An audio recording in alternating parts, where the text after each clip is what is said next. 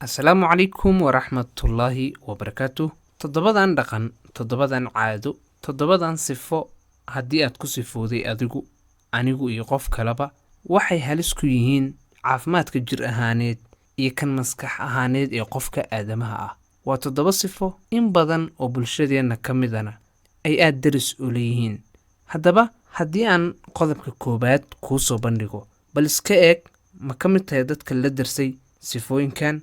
maxaad se ka bedeli kartaa haddii in case ay tahay run wax ma laga bedeli karaa.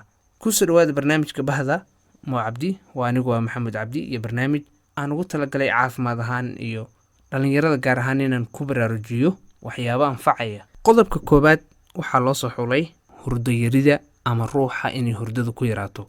hurdadu waxaan ognahay waa nimco Ilaahayna siiyey, balse dadka haystaa ama seexan kara in badan ma dareemaan. haddaba hurdo yarida dhalinyaraduba ha u badnaatee dadka taleefanada waqtiga badan habeenkii ku qaata. waxaa la leeyahay hurdada xilliga ugu muhiimsan ee la seexda waa habeenka. dadka teenage-ka ka yar oo ardayda ah waxaa u fiican bay leeyihiin dhaqaatiirtu inay 2 saac ilaa 3 saac inta u dhexaysa iska seexdaan.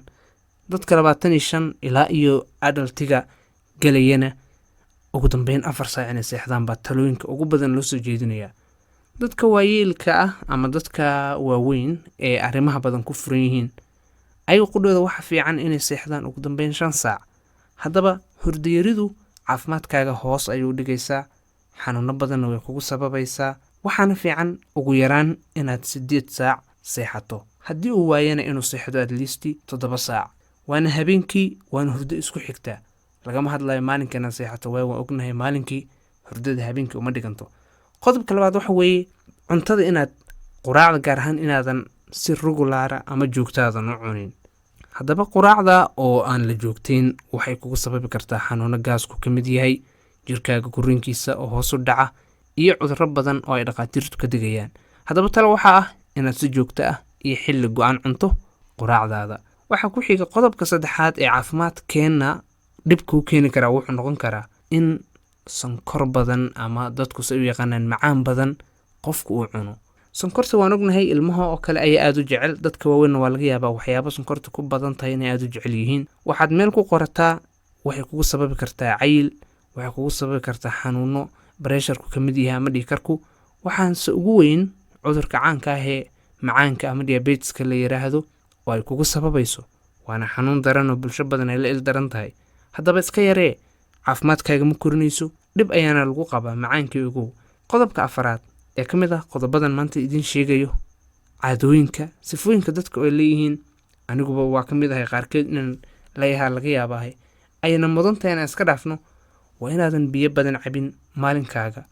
qofku waa inuu biyo badan cabaa waqtiga maalinkiisa, waa inuu biyo ku filan cabaa 2 liitar, hadduu yaraado 1 liitar iyo bar. laakiin waxaa laga yaabaa 1 galaas haafkiis inaad 24 saac cabtid, taasoo hoos u dhigaysa dhiiggaagii, firfircoonida jirkaagii iyo maskaxdaadu shaqadii ay qaban lahayd ee kaamilka ahayd. qodobka shanaad ee aan jeclahay inaan kula wadaago wuxuu noqonayaa qofku inuusan wax jimicsiya samayn. ayaduna waxay sababtaa maskaxdaadu inay daasho, waxbarashadii ku caajisto, jirkaaga cudurro inay ku dhacaan. waxaa fiican inaad hawl qabato. jimicsi marka lagu dhahayo macnaheedu ma aha inaad u baahan tahay garoon weyn inaad hesho, kaliya waxaad u baahan tahay inaad dhaqdhaqaaq samayso. xitaa hawlo ku jimicso, hawlo qabo, dhidid waa inuu dhidid ka yimaadaa, waa in aad jirkaagu shaqeeyaa. laakiin sariirta iyo haddaad waxbarasho aadid un haddaa u dhexaysid, xanuuno qaar ayaa laga qaadaa. caalamka dhaqaatiirtu waxay aad ugu boorinayaan qofka inuu at least helo maalinkii 30 daqiiqo, qaarkood 1 saac, haddaa gaarsiin karto 10 daqiiqo, 10 rubi ugu yaraan.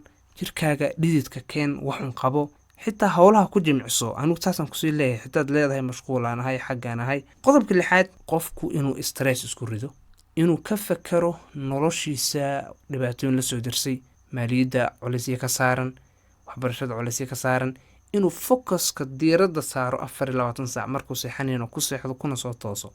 ayaduna waxay sababtaa dhibaatooyin waaweyn oo maskaxda ku dhaca, bale dadka qaar waxayba ku sababtaa in ay xitaa nolosha isdhaafiyaan.